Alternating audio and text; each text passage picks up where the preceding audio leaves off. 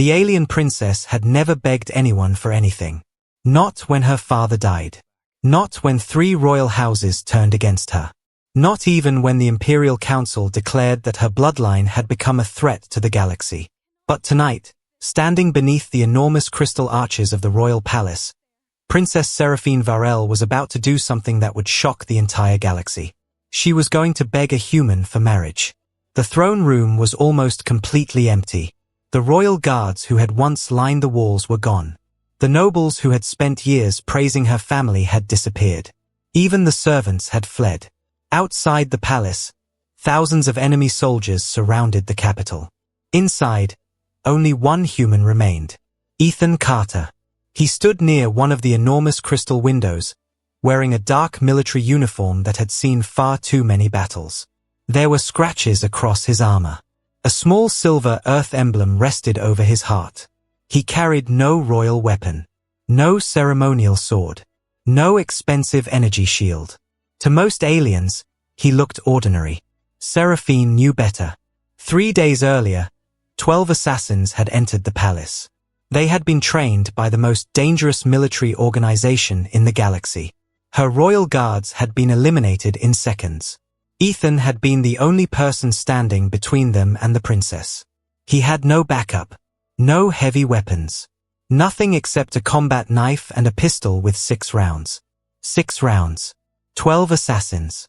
Seraphine still remembered what happened next. Ethan had stepped in front of her. "Stay behind me." She had whispered, "There are 12 of them." I counted. "You can't win." Ethan had looked back at her. Probably not. Then he had smiled. "But I'm going to make them regret coming here." 7 minutes later, every assassin was dead. Seraphine had never forgotten that moment. And now she needed him again. She slowly walked across the throne room. Her silver hair flowed behind her. Her pale blue skin reflected the golden light from the crystal chandeliers. She was wearing a royal blue diamond dress decorated with thousands of tiny gemstones. Normally, the sight of her would have made an entire court bow. Tonight, nobody bowed. There was nobody left. Ethan noticed her approaching. "Princess." His voice was calm. Too calm. Seraphine stopped a few steps away. "Ethan. Are you all right?" She looked at him for several seconds. "No." He immediately became serious. "What happened?" "The council has made its decision." Ethan already knew. "They are taking you." She nodded. "At dawn." "Way." "The capital prison." Ethan's jaw tightened. "And after that?" Seraphine looked away. "They will execute me." Silence filled the hall. Ethan slowly stepped toward her. "There's still time." "No. There is always another route." "Not this time." She turned toward the enormous windows. Beyond them, thousands of enemy ships surrounded the planet. Her own military fleet was gone. Her generals had surrendered. Her family had abandoned her. Her father had been dead for 6 months. And now the last thing protecting her was a human soldier who had no reason to stay. Seraphine whispered, "There is one law they cannot break." Ethan looked at her. "What law?" "Royal succession." She turned around. "If the princess marries before her arrest, the council cannot execute her without approval from her husband." Ethan's expression changed. "That's why they're forcing you to marry someone." "Yes." "Who?" Seraphine hesitated. "The High Commander of the Varkon Empire." Ethan knew the name. Everyone did. The man had destroyed 17 worlds. He had burned entire cities simply to demonstrate his power. Seraphine continued. "If I refuse him, the council executes me. And if you accept, I become his prisoner." Ethan stared at her. For the first time, he looked genuinely angry. "There has to be another option." "There is." She stepped closer. Ethan looked into her eyes. Seraphine took a slow breath. Then she said the words she had spent hours trying to force herself to speak. "Marry me." Ethan froze. The palace seemed to become completely silent. "What? Marry me?" Princess. Please. Ethan stared at her. Seraphine's eyes began to fill with tears. I know what I'm asking. You barely know me. I know enough. You know I'm human. I know. You know my people have no political power here. I know. You know I have nothing to offer you. Seraphine shook her head. That's not true. What can you offer me? She looked directly into his eyes. Freedom. Ethan didn't answer. Seraphine stepped even closer. If you marry me, the council loses the legal authority to execute me. She swallowed. If you become my husband, they cannot force me into another marriage. Another tear rolled down her cheek. And if you say no? She looked toward the palace doors. They will take me before sunrise. Ethan looked at the tears on her face. Then he looked toward the doors. A distant explosion shook the palace. The enemy had begun its assault. Seraphine closed her eyes. Please, Ethan. Her voice broke. I have lost everyone. Ethan slowly lowered his weapon. Then he walked toward her. Seraphine opened her eyes. I accept. She stared at him. You do. Ethan nodded. But we're not staying here. Where will we go? He looked toward the throne. Somewhere your enemies won't expect. Seraphine frowned. What do you mean? Ethan walked toward the throne. There is something beneath this palace. Her expression changed. How do you know? My military database recognized the structure when I arrived. Seraphine followed him. My father never mentioned anything. Maybe he didn't know. Ethan placed his hand beneath the throne. A hidden symbol appeared. It was ancient. A circle surrounded by lines. Seraphine stared at it. What is that? Ethan's face had become pale. Earth. The throne suddenly moved. A section of the floor opened. Beneath it was a dark elevator. Seraphine stared down into the darkness. Where does it go? Ethan looked at her. Let's find out. They stepped inside. The elevator began descending. For nearly a minute, neither spoke. Then Seraphine quietly asked, Why did you say yes? Ethan looked at her. Because you asked. That's all. No. He looked toward the dark shaft. Because when I first arrived here, I saw thousands of aliens treating you like a symbol. Seraphine remained silent. And I watched you treat every servant, every guard, every soldier like a person. He turned toward her. So when you finally needed someone to treat you like one. He smiled faintly. I couldn't walk away. Seraphine's eyes filled with tears again. But this time, she smiled. The elevator stopped. The doors opened. Ethan stepped forward. Then stopped. His expression changed. Seraphine looked past him. Her breath caught. The chamber beneath the palace was enormous. Massive structures stretched into the darkness. Machines, hangars, weapons, and hundreds of enormous spacecraft. They were buried beneath the planet. Seraphine slowly walked forward. What are those? Ethan didn't answer. He walked toward the nearest ship. Its surface was covered in dust. But beneath the dust was a symbol. A silver earth. Ethan touched it. His hand trembled. These aren't alien ships. Seraphine looked at him. Then whose are they?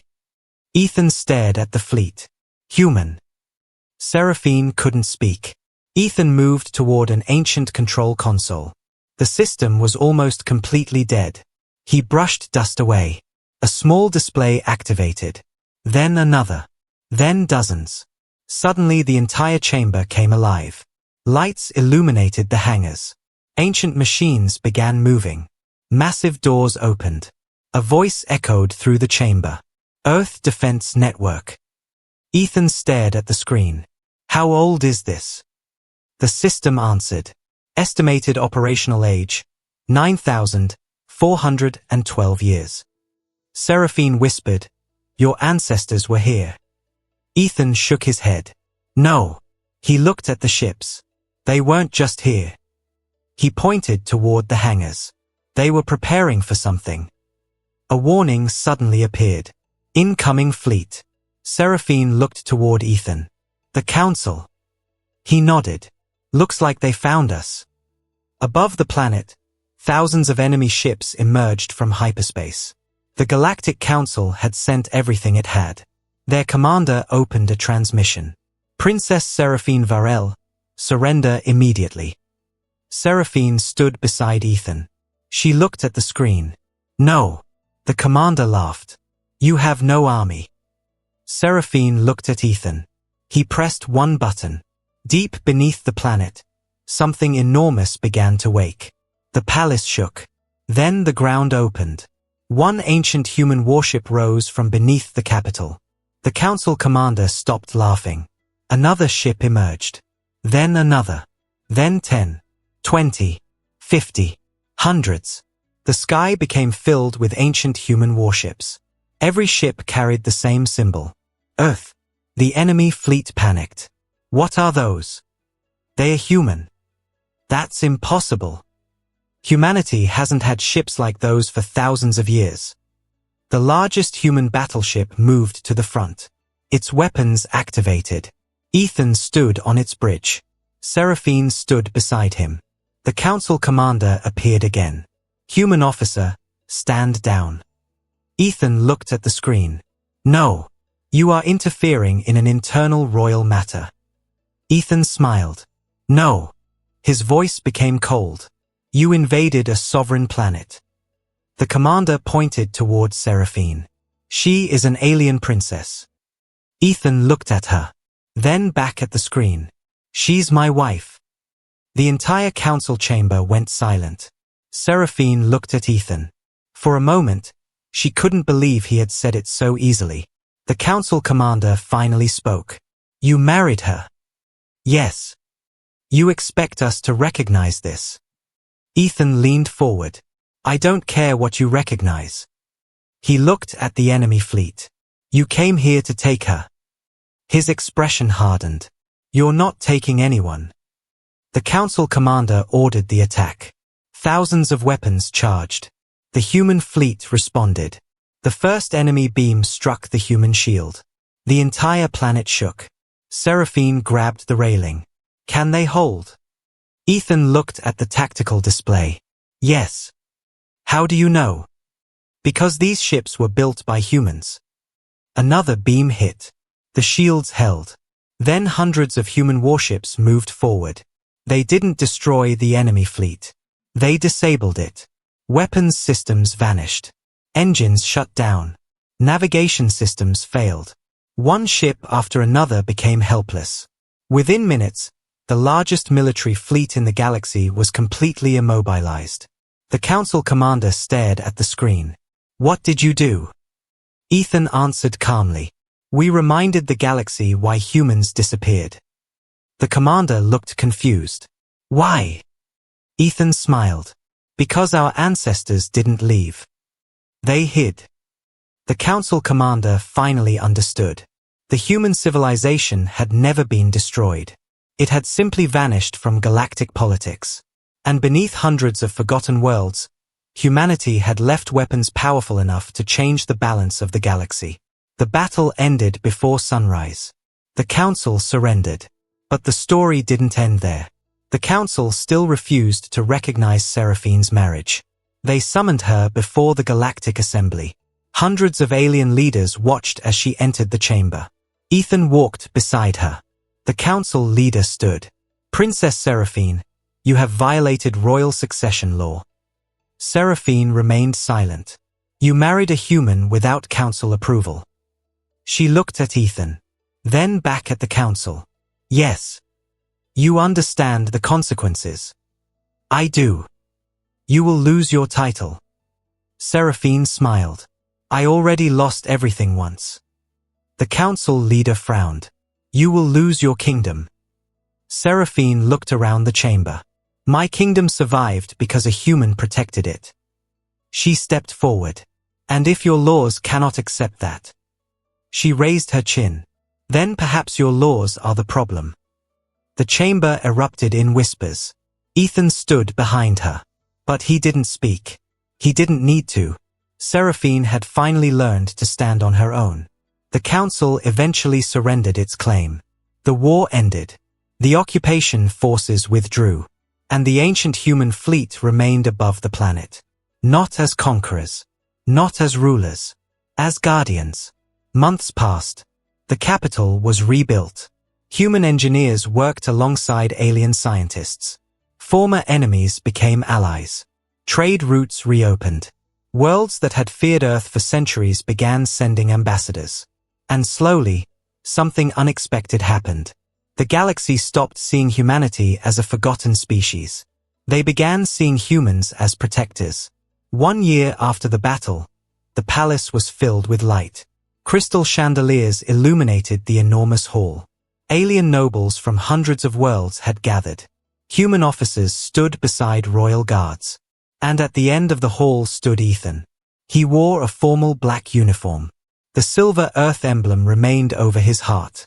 Seraphine walked toward him. She wore the same blue diamond dress she had worn the night she begged him to marry her. But she was different now. There were no tears on her face. No fear in her eyes. Only confidence. When she reached Ethan, she whispered, "I was desperate when I asked you." Ethan smiled. "I know. I thought you were my last hope." He gently took her hand. "And now?" Seraphine looked around the hall. At her people. At the human soldiers. At the stars visible through the enormous crystal windows. "Now I know I didn't need someone to save me." Ethan raised an eyebrow. "No." She smiled. "I needed someone who wouldn't leave." Ethan squeezed her hand. "I'm not going anywhere." The ceremony began. Across the galaxy, millions watched. The alien princess was marrying the human soldier. Not because he was a prince. Not because he possessed a throne. Not because he belonged to a powerful royal family. She chose him because when everyone else abandoned her, he stayed. And that was the lesson the galaxy never forgot. Humans didn't need crowns to become kings. They didn't need empires to become powerful. They didn't need to conquer worlds to become legends. Sometimes, all a human needed was someone worth protecting. And once humanity decided that person mattered, the entire galaxy had better stand aside. Because humans don't abandon their own.